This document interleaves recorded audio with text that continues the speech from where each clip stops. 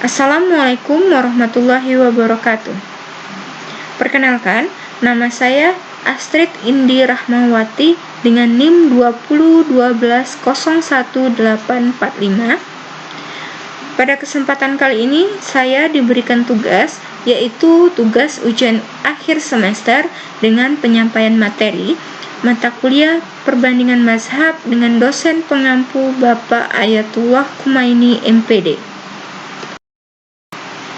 Pada penyampaian materi ini, saya akan membahas mengenai upaya-upaya pendekatan antar mazhab dalam dunia Islam. Adapun poin-poin yang akan dibahas, yang pertama, substansi ijtihad dan urgensinya. Yang kedua, wahyu ilahi dan pemikiran manusia. Yang ketiga, hubungan antara para pengikut mazhab. Dan yang keempat, ijtihad adalah jalan menuju pendekatan mazhab. Pembahasan yang pertama, yaitu substansi ijtihad dan urgensinya. Ijtihad berkaitan dengan teks Al-Quran atau Sunnah Nabi Shallallahu Alaihi Wasallam. Sebab ijtihad dalam suatu masalah agama adalah kejelasan kadar keabsahan dan pembuktian teks terkait atau menyingkap makna dan penunjukannya. Pentingnya ijtihad dan urgensinya dalam kehidupan sebagai upaya pembumian syariat Islam yang kita yakini sebagai manhaj hidup. Dengan ijtihad, maka syariat Islam selamanya akan terlihat eliminar dalam berbagai ruang dan waktu. Ijtihad di era kontemporer adalah suatu keniscayaan. Ijtihad adalah sebagai sebuah upaya pembaharuan dan pengembangan hukum Islam yang memiliki sifat dan karakteristik tersendiri. Pembahasan yang selanjutnya, yang kedua, yaitu wahyu ilahi dan pemikiran manusia. Wahyu adalah sebagai pemberitahuan Allah kepada salah satu hamba terpilihnya yang mencakup semua pengetahuan tentang Dia, wujud, dan manusia. Wahyu diberikan dengan cara misterius yang tak lazim bagi manusia biasa.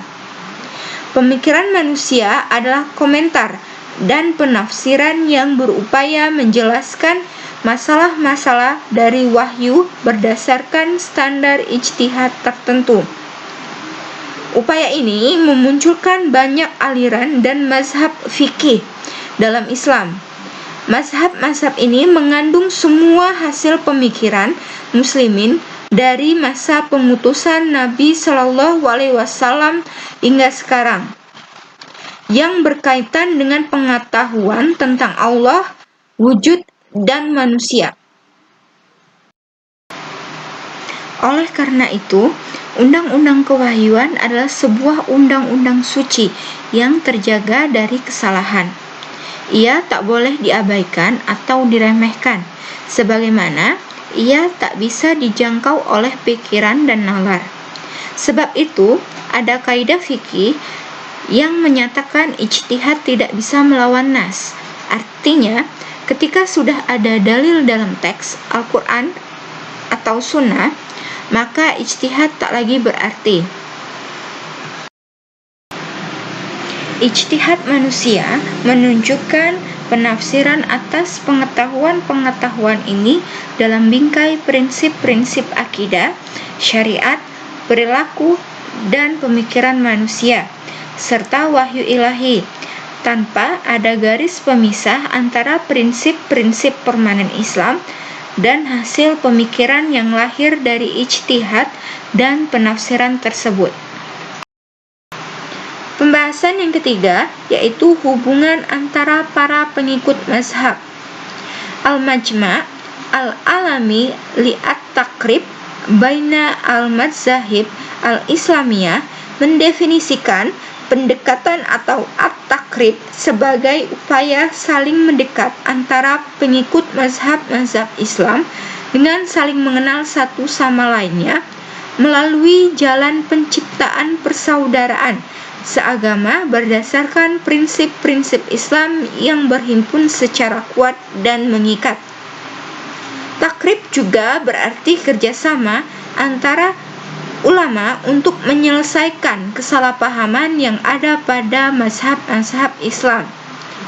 Ajakan untuk mendekatkan pandangan antar mazhab Islam bila ijtihad adalah sebuah tugas dan taklif, dan selama ia menekankan kerjasama antara umat dan agama untuk mengkaji masalah-masalah baru demi menyelaraskan dengan perkembangan peradaban umat di setiap waktu dan tempat, maka hubungan antara para pengikut mazhab fikih Islam juga harus dibangun berdasarkan kesepahaman antar mazhab.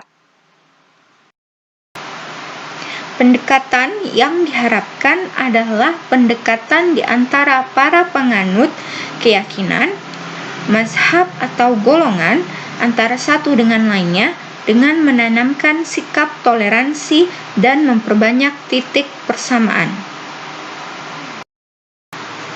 Pembahasan selanjutnya yaitu ijtihad adalah jalan menuju pendekatan mazhab. Ijtihad dalam Islam bukan sebuah improvisasi absolut yang terdapat pada sebagian besar bidang pemikiran manusia. Ijtihad adalah sebuah jalan yang telah digariskan dan komitmen pada program tertentu. Semua faqih dan mujtahid telah sepakat dalam prinsip-prinsip dan masalah-masalah utama ijtihad. Pada hakikatnya, ijtihad tidak lebih dari proses pencarian hukum Allah, hukum yang telah Ia sampaikan kepada hamba-Nya dalam Al-Quran atau wahyu kepada Rasul-Nya. Ijtihad dilakukan dengan metode dan sarana keilmuan khusus yang mesti dicamkan siapapun tanpa terkecuali.